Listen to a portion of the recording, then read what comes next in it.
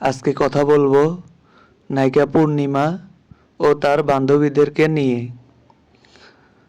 তো নায়িকা পূর্ণিমার সাথে তার বান্ধবীদের দেখা হয়ে যায়।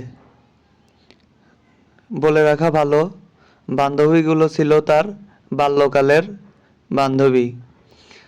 তো এক এক করে সব বান্ধবীদেরকে কাছে ডেকে নিয়ে সে ছবি উঠল। বান্ধবীদেরকে কাছে ডেকে নিয়ে কাঁধে হাত রেখে হাসি মাখা মুখে সবার সাথে ছবি তুলল। নায়িকা পূর্ণিমার পরনে ছিল কালো খাঁজ কাটা সিল্কের শাড়ি, তার চোখে ছিল সুন্দর কালো একটি সানগ্লাস,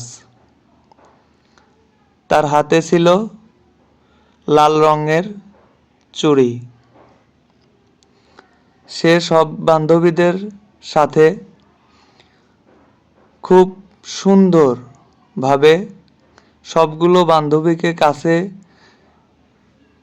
টেনে নিয়ে কাঁধে কাঁধ রেখে সবার সাথে সেলফি উঠল এবং সবার সাথে হাসি খুশিভাবে সময় কাটালো। নায়িকা পূর্ণিমাকে দেখে তার বান্ধবীরা পুরাই অবাক এবং নায়িকা নিজেও অবাক।